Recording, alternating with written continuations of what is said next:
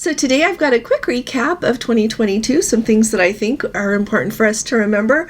We're going to talk a little bit more about passports, what is going on with Princess and taking cabins, like what? When you've got a stateroom, you've got it marked, do not upgrade, what is going on with that? Also, I've got lots of other updates for you that I think are really important, even though we are on December 31st of 2022.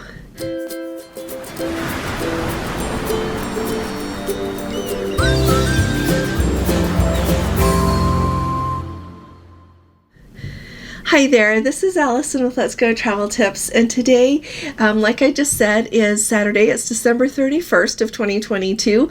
I always think these last days of one year and as we look on to the next year are really important days. And so let's go ahead and start off by talking about a few highlights from 2022. There's a few reasons that I want to do this, and then we will get to the really important news. So if you don't want to hear about this, don't miss the rest of the video.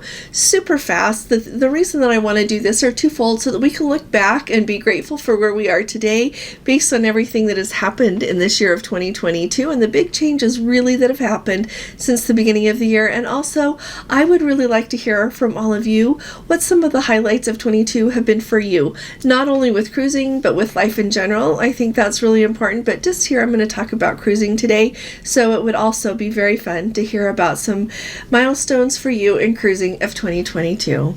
So first of all, it was a really big deal for Gordon and I in January. Remember, Omicron was the thing, and so it was so contagious, and so many people were canceling their cruises because they were worried about catching it. Well, we really wrestled with it, and then we decided to go. So we went on the Caribbean Princess.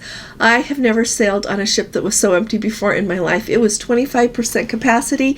It truly was like having your own yacht. It was absolutely fantastic.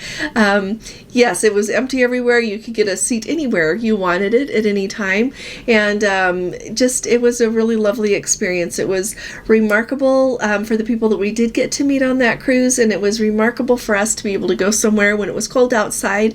It was our first trip to the Caribbean together. And so it was really special. And then you might recall that cruise lines, I think, had started to think things would get better. Then Omicron came. So really for January, February, and March, and a little bit into April, that was a thing. And then a big highlight for me was in June, well, at the end of May, Gordon and I went on our Mediterranean cruise. We left, I think the ship left on May 28th. It was out of Rome, and then we ended on June 11th in Barcelona. That was a really big deal to me because I was hoping that everything would go really smoothly. It's back when you still had to be tested, so we did our COVID test 2 or 3 days before, I don't remember now, in our hotel room there in Rome, and got on the ship and off we went. I was so happy. We had such an amazing, we had a fabulous sail away there. We had a glorious time, and our very first port was Naples. We get on the excursion that we were on. We had this remarkable tour guide, just like the remarkable tour guide, the lady that we had that I had 3 times before visiting there over the course of several years.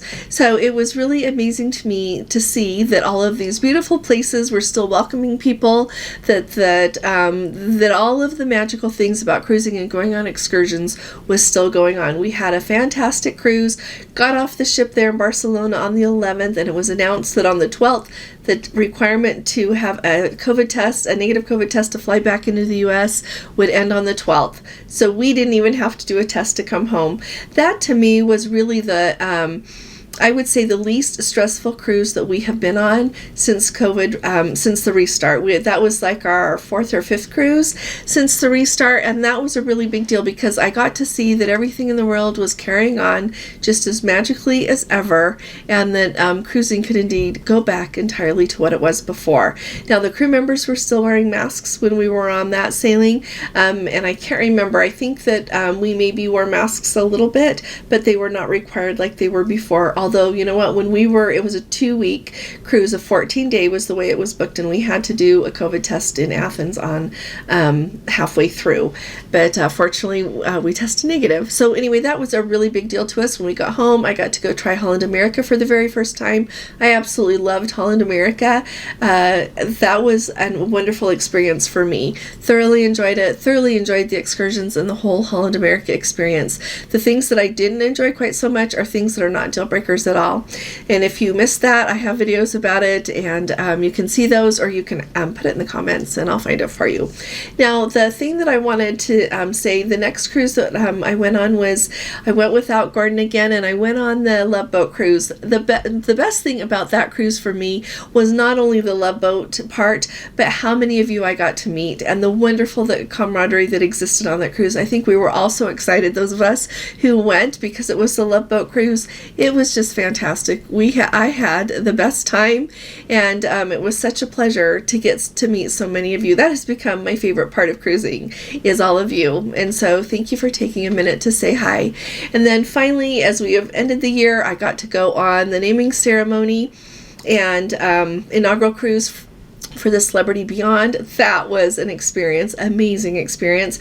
Then I got to try Royal Caribbean, Norwegian, and a 7-day on Celebrity. I have had a magical year of cruising, really, truly, like thoroughly enjoyed it. I never in my wildest dreams thought I would get to do this, so this is really fun. But the thing that I think my main take-home message about that is, you know, when you looked at the beginning of the year, we had been through COVID, and then I forgot to tell you also, along the way there, towards the end of middle to end of summer, is when cruise lines started to take away some of the testing requirements and vaccination requirements. And then we had, when the CDC stepped back and said, we're not going to tell cruise lines what to do anymore, and then pretty much all of them stepped back from that, so that you could cruise whether you were vaccinated or not without a test. It really opened up things a lot. And here we are at the end of the year, and the cruise lines are seeing enough demand to feel comfortable in raising prices. Prices on cruises are up. Prices on so many of the perks that go with cruising are up. And so I know they need to service that debt, and they need to get themselves in a position that in the long run they can be profitable as well. And so honestly, I'm glad that the demand is strong enough that they feel like they can move in that direction. And so really, it's our job to try to get the best fare that we can, keep an eye out on the places that we want to go, and do our best to get there. But I really think it's so important to look like how far we have come. COVID was such a big deal, and I know that so many of us are tired of hearing about it, but at the same time, I think there's a lot of value in looking back and seeing the things that we made our way through, and how resilient people are, and how wonderful it is to be on this side of it. So I just wanted to share that with you. And like I said, I would really like to hear from you some of the things that really stand out to you in 2022. So on to the news. First of all, with regards to my video yesterday, when I talked about passports, two really important distinguishing factors. Someone had put in the comments saying that, we talked about those closed loop cruises to Alaska and Mexico that you can do just with a certified copy of your birth certificate and your driver's license. Someone commented and said, oh, hey, all of the cruises out of the United States are closed loop cruises, referring, we've got ones on the eastern coast and out of, like Galveston, other places. Heads up, there are some places in the Caribbean that require U.S. citizens to have passports. All right. Now, I know that you can go on some of those cruises and get away with just having your certified copy of your birth certificate and your driver's license. I know that. But a lot of people don't. People listen to the big story. And so if you are going to go on a cruise in the Caribbean, make sure, if you're not going to take a passport, that you don't need a passport. Really be careful, because there are islands, places in the Caribbean that you have to have a passport for. That's a huge warning. Now, number two, and this kind of goes with just get a passport and take it. And I tell you why. Yesterday I mentioned, what if you get sick and now you're on land, you're not on a cruise ship anymore, and it's required to have a passport to the United States, okay? So you've got to go through a lot of paperwork, a lot of hassle if you don't have that. The important thing to remember also, and I love one of our Let's Go family members put this down there, so thank you, Amy. She said, what if you're on a cruise and you receive word that one of your parents is now on their deathbed, or anyone else in the family, if someone is ill at home, you need to hurry up and get home fast. You've got to get home because someone has passed away in your family, and you don't have a passport. That's a problem, because you need a passport to fly into the United States. And so thank you very much for bringing up that, Amy. I know none of us like to think of those things happening, but they do happen. People have to disembark and get home quickly for some emergencies, and you need your passport to be able to do that. So thank you all, and thank you for your wonderful response responses on that video. After I did it last night, I was like, oh, I hope I wasn't too firm, but I am really passionate about being prepared. I hope you can tell that about me by now, and I think that using a passport is very important. So it just kind of takes away the worry and a lot of the guesswork on everything. You don't have to worry about all of these things. Now, really quick, I want to let you know that there is an offer out by Princess on select 2023 Europe and exotic cruise launches that's going to start on Tuesday, January 3rd, for all legal residents of California, Oregon, Washington, Nevada, Arizona, and Canada. All right, legal residence means that you need to live there, that you need to have your residence there. I was trying to look up the legal residence thing about it. You need to have your driver's license from there. That's what I could find out about it. But I'm just putting that out there. A link came with it to show which of the cruises are available for that perk. And when I tried it, the link didn't go anywhere. So maybe they're having a little bit of computer trouble. They'll get it back. But if you're interested in that and want me to help you with it, just send me an email. If I have missed an email from anyone, will you please send it to me again? My Dream Vacations email is being miserable lately because they put this whole new it's like a spam filter on it, and everything is not getting through. And so if you want to send things to me at letsgotraveltips@gmail.com. If you've sent me something and I have missed it, please just send it again. But I am and I don't think I've missed a lot, by the way. I don't know that I've missed any, but I just wanted to let you know, just send me an email at letsgotraveltips@gmail.com, and I'm happy to help you. Or if you've got a travel agent, whatever, you might want to take a look at those, because it's a chance to save some money if you live in one of those states. Now, this is really big. This is really big. Carnival Corporation, Carnival Cruise Line, not Carnival Corporation, they are updating their COVID cancellation policy, and I really do think that we are going to see a lot more of this rolling forward, because cruise lines, previously, if you got COVID before your cruise, you could just call them up and just say, I've got COVID, I can't come, and they would give you a refund or a future cruise credit. But it's much harder, and honestly, I get why they're changing these rules, because unfortunately, I think that some people that have a change of plans for whatever reason just use that excuse in order to be able to get their money back. So there are a few requirements. If you test positive before you go on a cruise, there are a few requirements that you are going to have to meet if you want to get to have your money back. So first of all, it says that guests who test positive have to let Carnival Cruise Lines know within 24 hours of receiving that positive test, and it has to be within 5 days of embarkation. So in order to apply to qualify for that future cruise credit or refund, you have to immediately notify Carnival within 24 hours, like I said, of receiving that, and then you have to submit those results to them. And they have got the address here, and I will try to remember to put that under the video for you, but it's on Carnival's website. But you have to let them know all about that and submit that. And taking a picture of a home test or handwritten test results are not going to fly.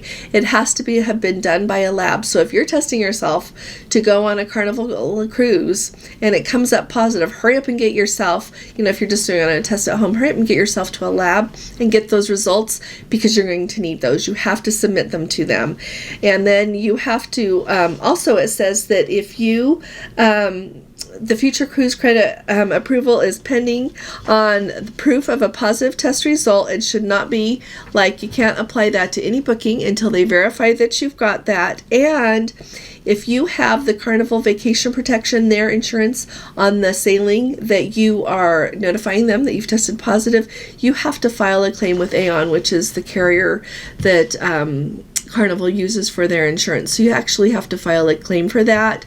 And I get that. It's appropriate so that Carnival will get the money back that way as they give it to you, because that is a change in that's a change. So finally, it says guests who are denied boarding or who must quarantine on board as a result of a positive test may now receive a future cruise credit or refund in full during embarkation, or so if you're there and you can't go, or you receive a prorated amount of any unused portion once on board.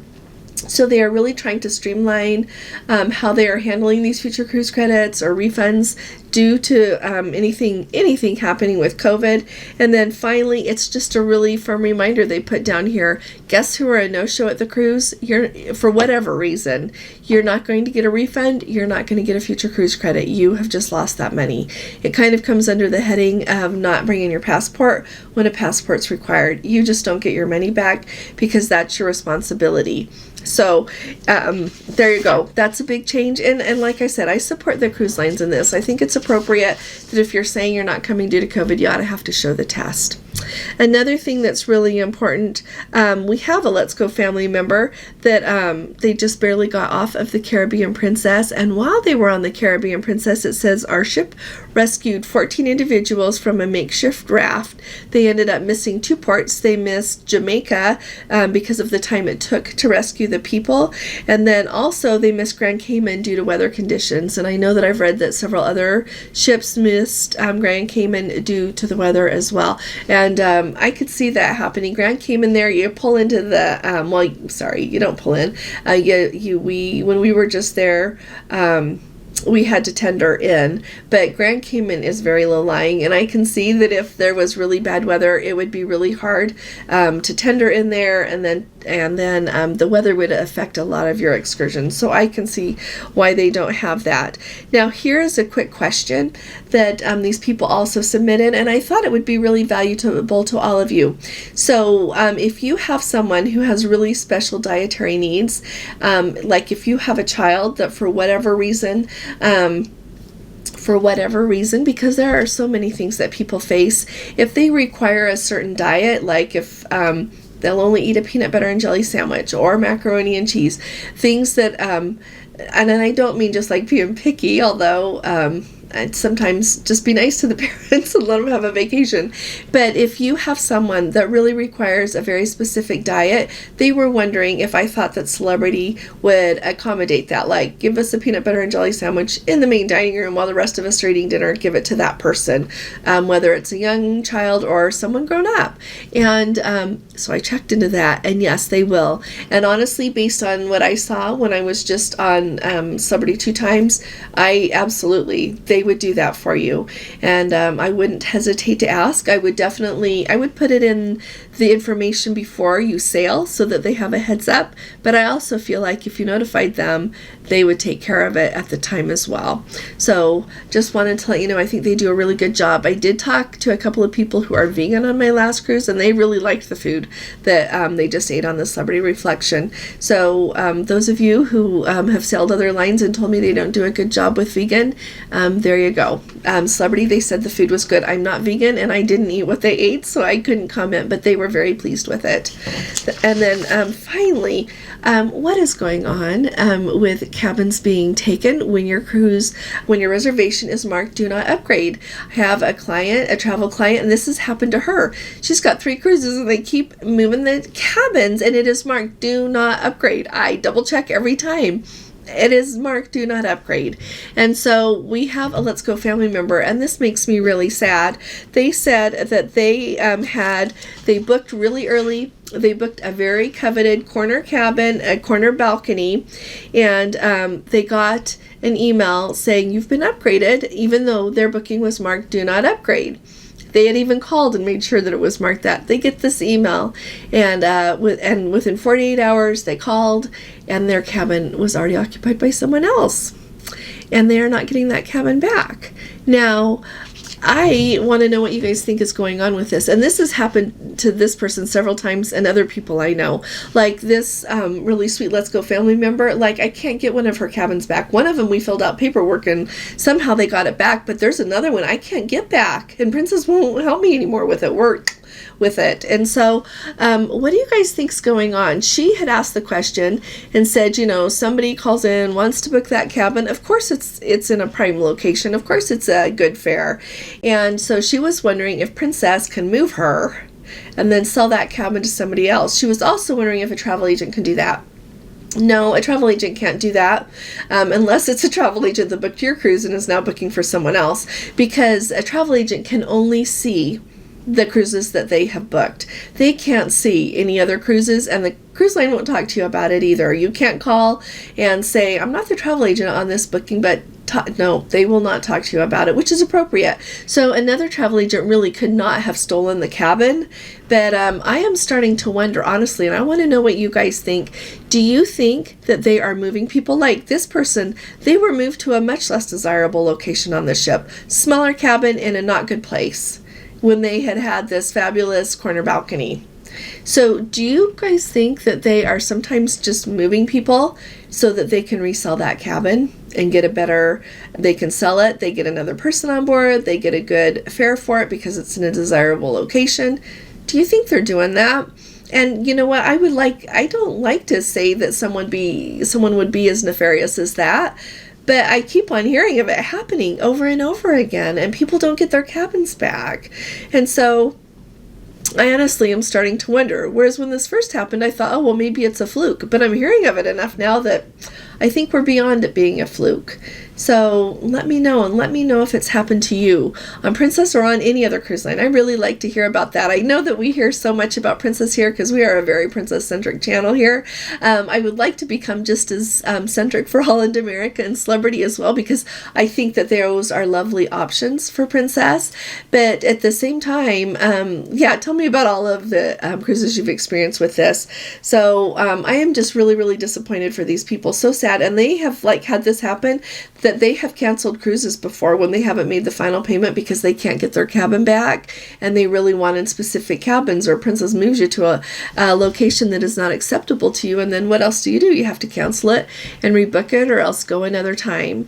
And so I am really disappointed, and I want to hear from all of you. I hope that all of you have just a remarkable New Year's Eve this evening. It is so much fun to look back on a year and look forward with bright hope and enthusiasm to a new year. I have a lot of goals for 2023 that I'm going to share with you and talk to you a little bit more about what we did in 2022 and what that inspires me to do in 2023.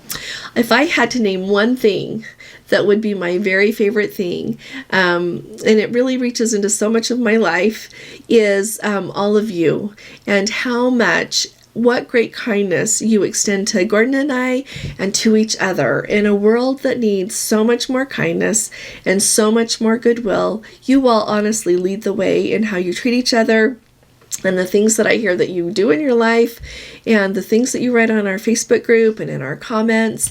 It is just an honor and a pleasure to be here with you. And I am really hoping that we can grow more in 2023 so that there are more of us together, because I honestly think that together, alone we are one, but together we are a force, and not only for good, but for a lot of fun things in cruising.